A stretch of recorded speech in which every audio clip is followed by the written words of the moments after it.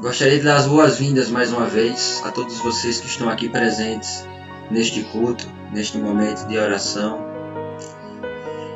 Eu queria refletir com vocês sobre uma história, sobre uma parábola bastante conhecida, chamada a parábola do filho pródigo, ensinada por Jesus em um dos seus sermões.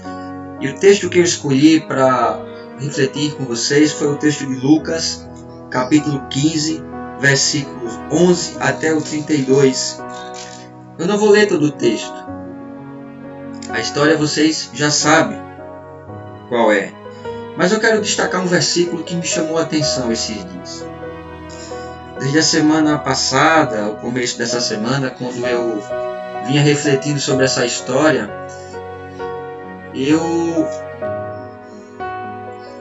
um versículo especial, um versículo específico me chamou a atenção.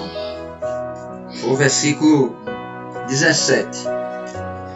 O versículo 17 diz assim: E caindo em si, disse: Quantos trabalhadores de meu pai têm abundância de pão, e eu aqui pereço de fome.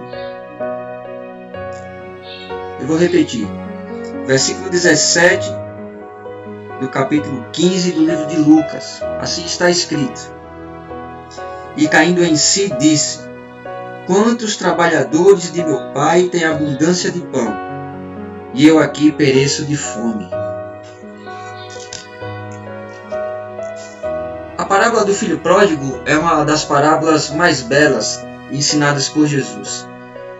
Jesus conta que um homem tinha 2 filhos, e o filho mais jovem pediu a sua parte na herança.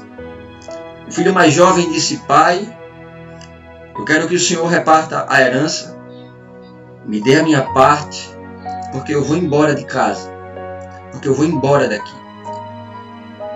E eu posso imaginar como o coração daquele pai ficou entristecido em saber que para aquele filho ele já não mais tinha importância alguma. Praticamente para aquele filho o pai já havia morrido, porque a herança pressupõe a morte daquele que está deixando os bens. E a Bíblia diz, a parábola nos conta que aquele filho mais jovem, ele foi embora para uma terra muito distante. E que ele viveu de forma irresponsável. Ele gastou toda a sua herança com prostituição, com luxúria, não sei, com bebidas, com amigos. Gastou toda a sua herança para viver de uma forma totalmente irresponsável. E a parábola conta o momento em que aquele jovem estava trabalhando cuidando de porcos. A Bíblia me conta que aquele jovem desejou comer o alimento dos porcos. E para um judeu aquilo era a maior humilhação possível. Porque todo judeu acreditava que os porcos eram animais imundos, e você desejar comer o alimento dos porcos estava colocando aquele jovem numa situação cada vez mais humilhante. No meio daquele lamaçal, no meio daquela tristeza, no meio daquela solidão, porque ele já não tinha amigos, aquele jovem caiu em si.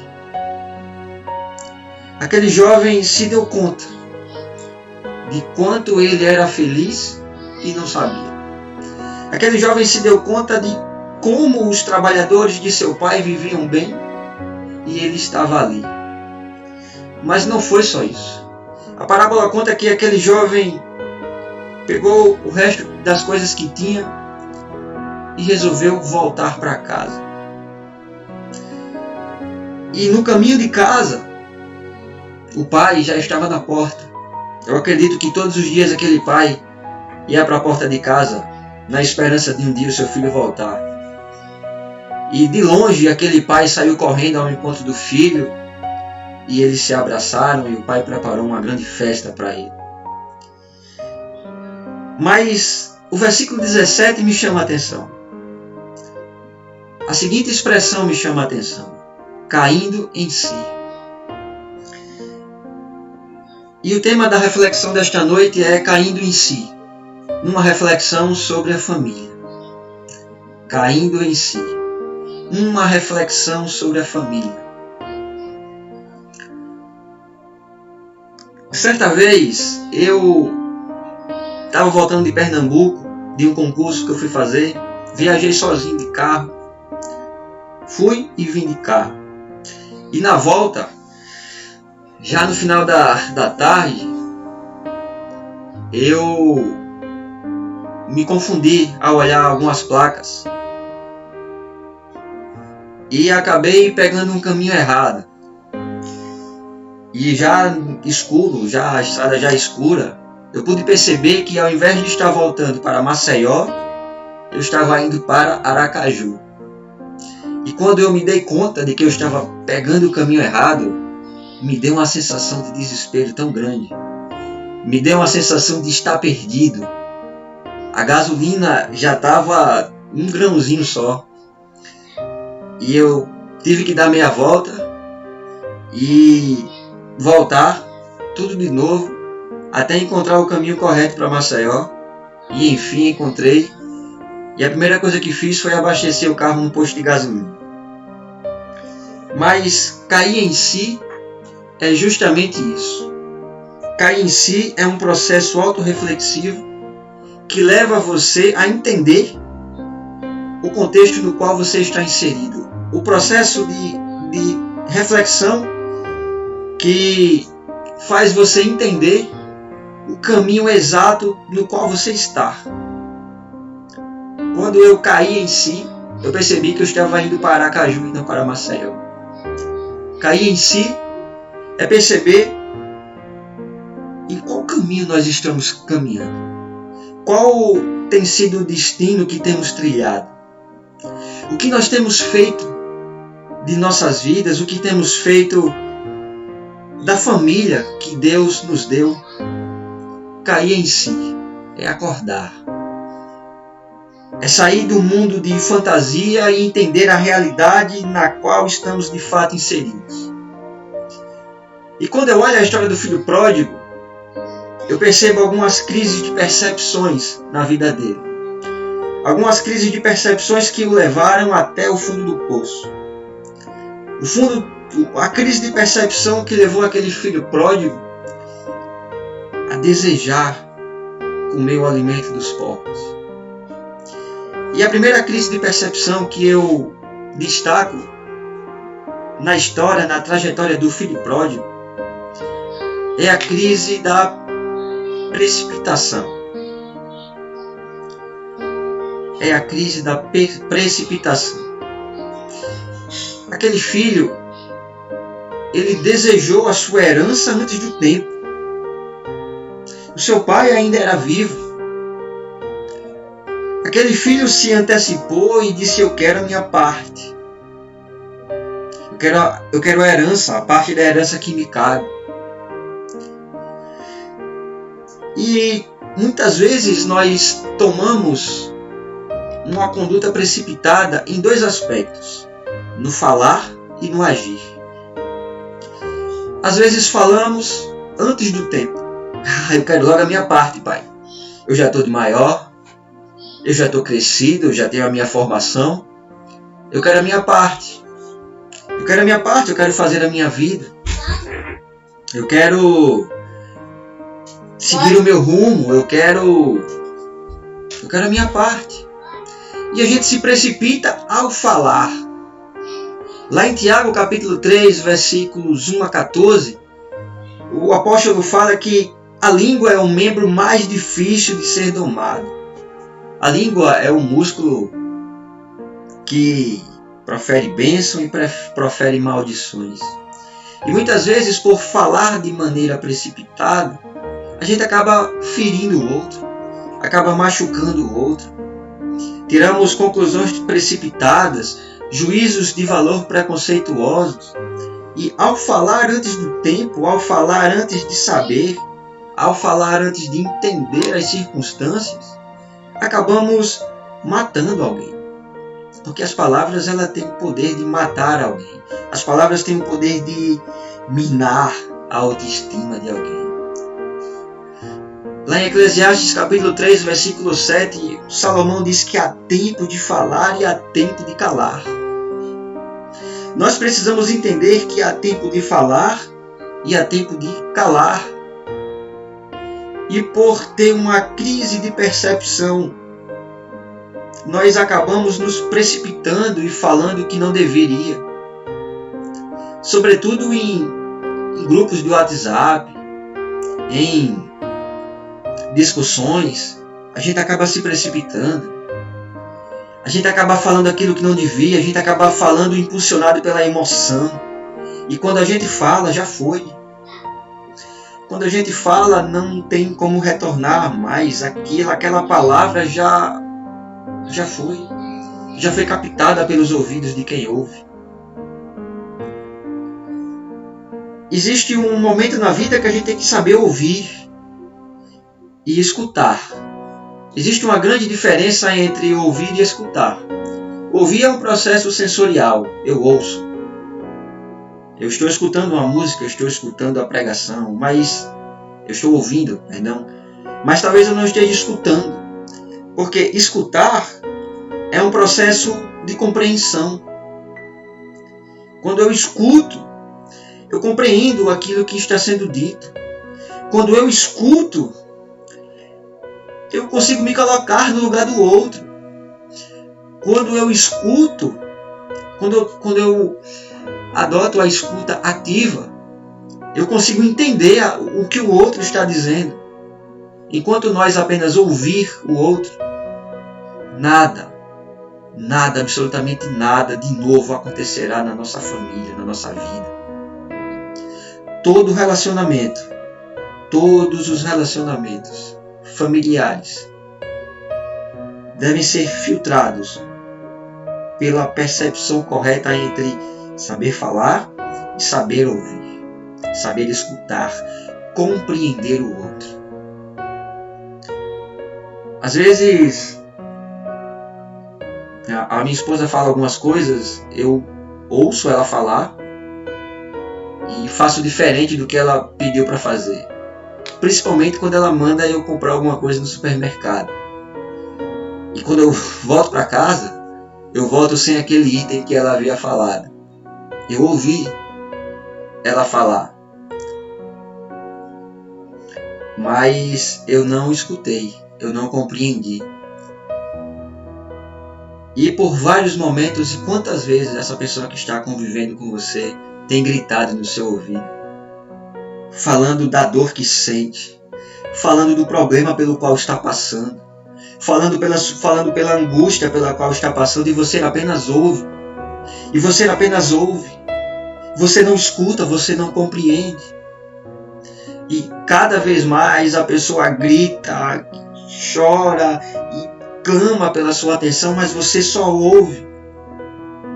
A gente precisa escutar. Talvez se aquele filho pródigo, aquele filho mais jovem, escutasse o conselho de seu pai, o conselho do seu irmão mais velho, o conselho das pessoas que estavam naquela casa com ele, talvez ele não tivesse tomado tantas decisões precipitadas. Mas eu falei que existem dois tipos de precipitação. Existe a precipitação no falar, mas também existe a precipitação no agir, de tomar uma decisão. A Bíblia me fala no versículo 13 que não muito tempo depois, o filho mais novo reuniu tudo o que tinha e foi para uma região distante.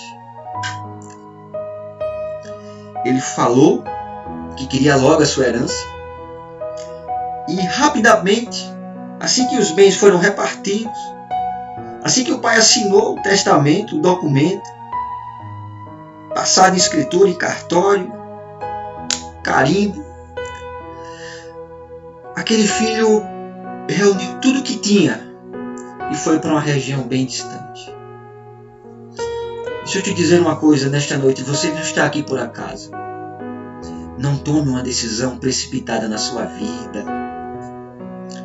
Não tome uma decisão movida pela emoção, pela euforia, pela raiva, pela decepção ou pela tristeza. Não tome uma decisão movido por um sentimento emotivo. Essa não será uma decisão racional. Lá em Provérbios capítulo 19, versículo 2, a Bíblia diz: agir sem pensar não é bom. Quem se apressa erra o caminho. Provérbios 19, 2. Agir sem pensar não é bom. Quem se apressa erra o caminho. Muitas famílias têm sido constituídas e destituídas a partir de decisões precipitadas, a partir de juízos de valor e de atos antes do tempo. Você precisa conversar mais com o seu companheiro, com o seu cônjuge, com seus filhos. Filhos, vocês precisam conversar mais com seus pais. Não tome uma decisão precipitada. A primeira briga conjugal que tem, a gente já bate a porta e vai embora de casa e passa uma semana sem se falar. Não tome uma decisão precipitada na sua vida. Aquele filho pegou a sua herança e pouco tempo depois ele já foi embora.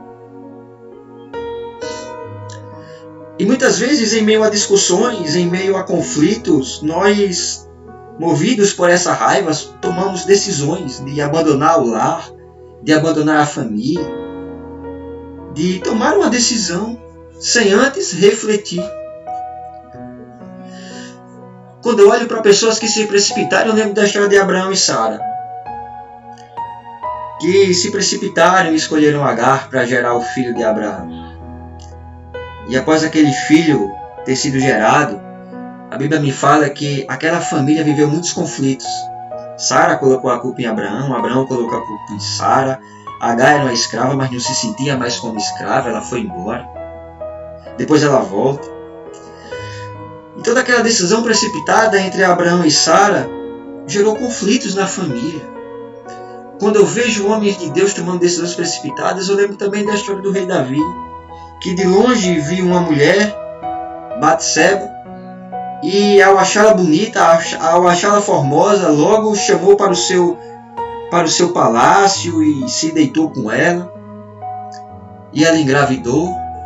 E logo depois eles precisaram esconder a gravidez e Davi teve que fazer um plano para matar Urias. E aquela descendência entre Davi e Batseba foi uma descendência que gerou muitos conflitos para a casa de Davi.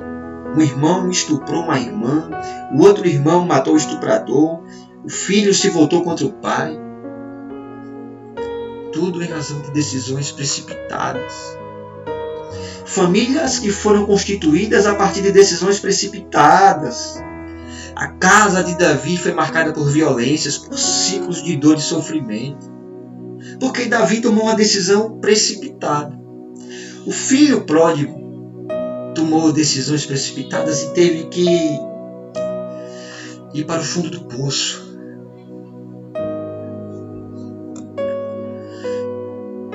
Eu falei que havia crises de percepções do filho pródigo.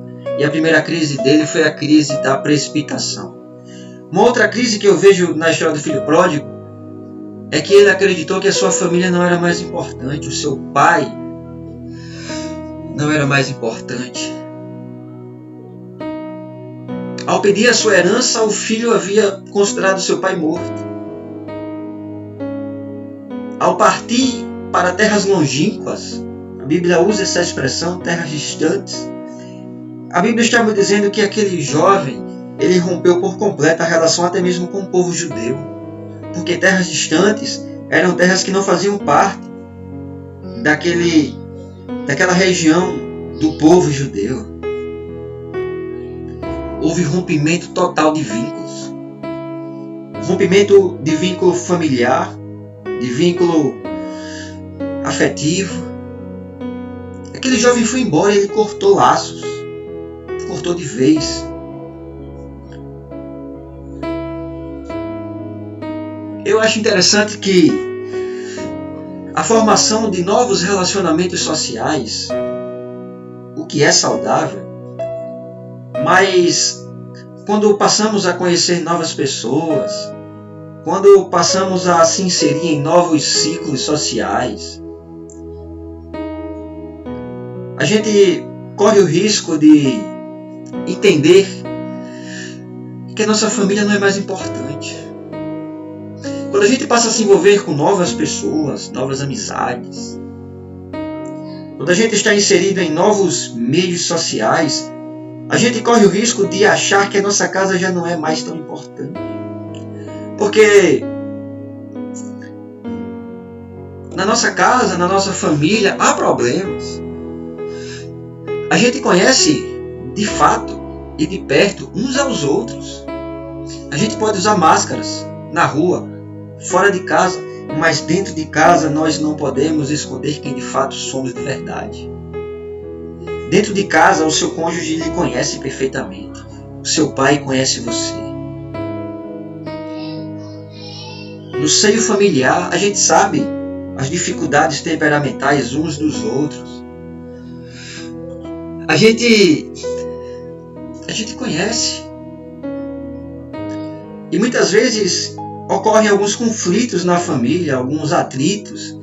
E por vivenciar esse tipo de conflitos na família, a gente acha que uma vida lá fora é melhor. Por vivenciar conflitos dentro de casa, a gente acha que os relacionamentos fora do nosso muro, fora dos muros de nossa casa, são relacionamentos melhores. E talvez o filho pródigo tenha encontrado novos amigos, novos relacionamentos sociais, e tenha passado a entender que a sua casa já não era tão importante. E assim muitos casamentos têm sido destruídos. Muitos vínculos entre pais e filhos têm sido desfeitos, porque a gente tem a falsa impressão de que é melhor lá fora. Eu já tive a impressão de que ela era melhor lá fora. Você pode ter tido essa impressão de que é sempre melhor lá fora. É sempre melhor sair de casa. A solução está fora dos muros da minha casa. Essa foi a segunda crise de percepção do filho pródigo, de achar que era melhor lá fora. Achar que era melhor lá fora. Ainda que seus pais não sejam os melhores, ainda que os seus filhos não sejam os melhores filhos, ainda que a sua família não seja a família mais perfeita, ainda que haja falsidade entre uns e os outros, ainda assim é a nossa família. Ainda assim são os nossos pais. Ainda assim são os nossos filhos. E nós precisamos lutar por eles. Nós precisamos mudar a nossa realidade.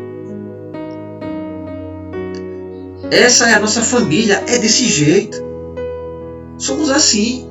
E temos que lutar uns pelos outros. Uma terceira crise de percepção do filho pródigo. Eu estou caminhando para o final e logo vou dar a oportunidade para a minha avó falar aqui na live pelo Instagram, que ela solicitou. Eu queria falar sobre a terceira crise de percepção do filho pródigo, que foi a sensação de que gastar dinheiro é sinônimo de ser feliz. O versículo 13 do capítulo 15 de Lucas diz que o filho pródigo e lá desperdiçou seus bens vivendo irresponsavelmente. Enquanto tinha recursos, uma vida de luxúria, rodeado por amigos, o filho pródigo acreditou ser feliz de verdade. Muita gente acredita que a felicidade reside em ter, em poder comprar. Mas eu fui pesquisar sobre uma área da contabilidade chamada de contabilidade mental. E algumas coisas interessantes eu pude encontrar nessa ciência. Que as compras, comprar, gastar,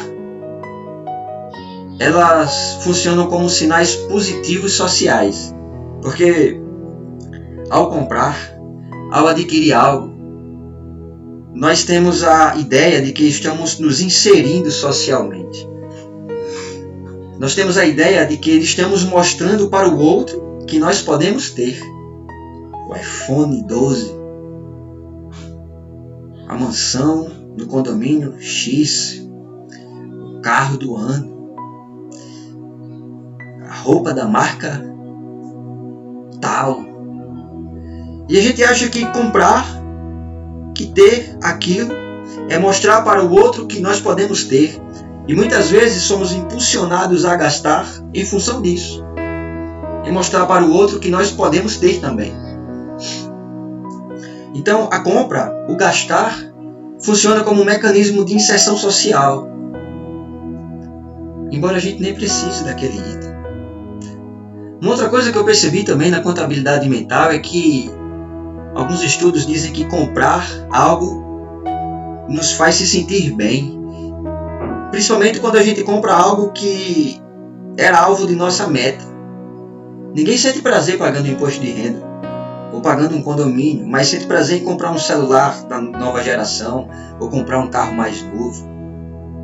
E essa sensação de prazer nos preenche. E a gente gasta, a gente quer comprar, a gente quer ter. E isso vai gerando em nós uma sensação de prazer, porque o comprar, o adquirir, libera substâncias químicas, neurotransmissores que dão uma sensação de prazer. Muitas vezes nem precisamos, mas sentimos prazer em ter. E deixa eu te dizer uma coisa, não fique chateado comigo, mas tudo isso é ilusão. Muitas famílias têm substituído o afeto, muitas famílias têm substituído o estar junto em razão de dar um presente, em razão de dar algo. Pais e filhos, marido e mulher, têm deixado de estar juntos, têm deixado de manter uma relação afetiva em função de dar algo. E a gente tenta preencher esse vazio afetivo comprando, dando algo para alguém, achando que o dar um presente vai substituir a afetividade que aquela pessoa precisa de fato. Alguém precisa de você, não daquilo que você pode dar para ela. O seu cônjuge, ele precisa da sua companhia, do seu abraço. O seu pai, a sua mãe precisa do seu abraço. Nada mais. Os seus filhos querem só um abraço. Nada mais. E nós queremos preencher esse vazio dando coisas. Porque comprar nos faz bem, mas é ilusão. Aquele filho pródigo gastou tudo que tinha, porque ele, enquanto tinha o que gastar, se sentiu bem. Mas no final das contas, ele percebeu que tudo foi ilusão, que tudo foi vazio. Mas ele caiu em si. No versículo 17, a Bíblia diz: ao cair em si, ao passar por um processo de reflexão, ele percebeu o quanto era feliz e não sabia.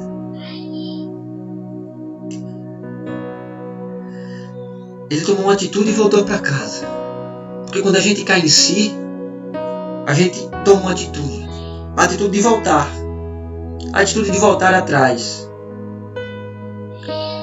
Quando iremos cair em si e perceber que a saúde importa? Vivemos de maneira negligente com a nossa própria saúde. Você não precisa estar em cima de uma cama para perceber que a sua saúde é importante. Quando você vai cair em si e dar valor para a sua saúde, dar valor para a sua alimentação, para o seu estilo de vida? Quando é que você vai cair em si e perceber que o seu emprego é importante?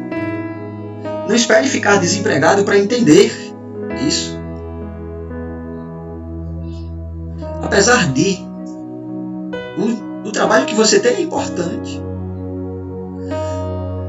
Quando iremos perceber, quando nós iremos cair em si e perceber que nós podemos ser felizes num casamento. Nós não precisamos buscar nada fora para ser feliz. Você não precisa esperar chegar a uma separação, um divórcio para entender que você pode ser feliz no seu casamento. Há salvação para o seu casamento. espere uma separação chegar para entender que você pode ser feliz junto com o seu cônjuge, com a pessoa que está do seu lado. Quando você vai perceber, quando você vai cair em si, que o seu pai e a sua mãe precisam da sua companhia, não espere que eles morram para você perceber isso. Você pode dar um abraço nele, nela hoje. Diga um eu te amo para os teus pais. Diz um eu te amo para o teu irmão, para a tua irmã, para os teus filhos. Quando iremos cair em si e perceber que a nossa família é essencial. Não espere ficar longe para perceber que a sua família é importante, é essencial. Tem uma frase da pastora Joyce Meyer que diz o seguinte: você pode escolher sofrer a dor da mudança ou a dor de continuar do jeito que está. Você pode escolher sofrer a dor da mudança ou a dor de continuar do jeito que está. Cair em si é um processo reflexivo, mas que exige um retorno, que exige um comportamento ativo, que exige um agir, que exige um voltar para casa. Cair em si deve fazer eu e você voltar para o lugar de onde nós jamais deveríamos ter saído, que era do convívio familiar da nossa casa. Eu queria encerrar esta mensagem contando um breve testemunho de quando eu caí em si e vi como a minha família é importante. E logo quando eu terminar, eu quero dar a palavra para minha avó, que vai falar aqui na live pelo Instagram. Uma fotografia do dia 24 de junho de 2020 me marcou profundamente. Foi o aniversário da minha avó. Sua idade, um mistério. Ninguém sabe, ela nunca conta. Mas eu creio que a cada dia ela tem ficado mais jovem. A cada ano, a cada aniversário ela tem ficado mais jovem e forte. E a gente não pôde abraçar. A gente se reuniu em família e formamos uma aglomeração legítima na porta do prédio dela. E ao som do saxofone, no meio da rua, a gente cantou parabéns para ela e ela desceu da varanda e também não resistiu ficar tão longe, ficou na calçada do prédio. E logo meu tio disse: não, mãe, vamos para dentro. E naquele momento que ele se aproximou dela, ela abriu os braços para abraçá-la. E ele colocou ela dentro do condomínio e ela ficou atrás do muro, só aparecendo a cabeça dela, de máscara, seus cabelos loiros. Mas eu pude ver aquele olhar alegre, aquele olhar feliz de estar ali. E de longe nós gritávamos: parabéns para você, nós te amamos. Todo mundo viu, todo mundo ouviu, toda a vizinhança viu o quanto a nossa família é grata pela sua vida, avóinha, pelo seu exemplo de vida. E naquele momento, aquela fotografia, no instante em que a minha avó abriu os braços para abraçar o meu tio, eu pude perceber como nós sentimos falta de um abraço. É só nesses momentos de distanciamento que a gente percebe o valor de uma família, o valor de estar junto. Deixa eu te dizer uma coisa: nunca mais perca uma oportunidade de estar junto em família, uma oportunidade de estar num aniversário, num almoço, num culto da família. Nunca mais perca essa chance de se abraçar, de estar junto. Só naquele momento de distanciamento em que a gente estava longe, mas com o coração conectado, naquele momento eu pude perceber como é importante estar em família. Não espere ir para longe para perceber que a sua família é importante. Eu não conheço a sua família, a sua realidade, e eu sei que não é a família perfeita, mas nós podemos mudar a realidade da nossa família. Eu queria terminar essa reflexão dizendo que cair em si exige que a gente volte para casa. E eu sei que quando a minha avó, quando a gente cantou os parabéns, ela não pôde soprar uma vela pra gente. Mas eu sei que ela soprou lá no coração dela. E quando ela soprou as velinhas, ela fez um desejo no seu coração. E o desejo dela eu já sei qual é.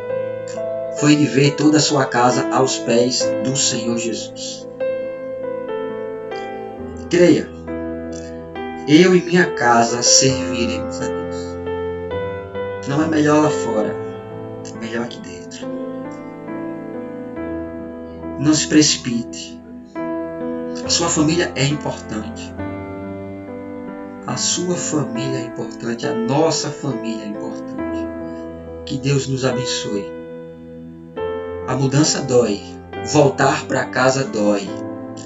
Cair em si, passar pelo processo de autorreflexão é doloroso, mas é o caminho da mudança. É o caminho da festa. Quando a gente volta para casa, tem uma festa nos esperando. O caminho da volta é sim doloroso. É o caminho do arrependimento, é o caminho que a gente abre mão do orgulho. É o caminho que a gente volta chorando para casa. Mas é o caminho da festa. A Bíblia me conta que aquele pai recebeu o filho e fez uma festa para ele. Volta para casa, volta para a tua família. E Salmos diz que os filhos são a herança do Senhor. Que Deus nos abençoe. Que Deus nos abençoe. Volta para casa, em nome de Jesus.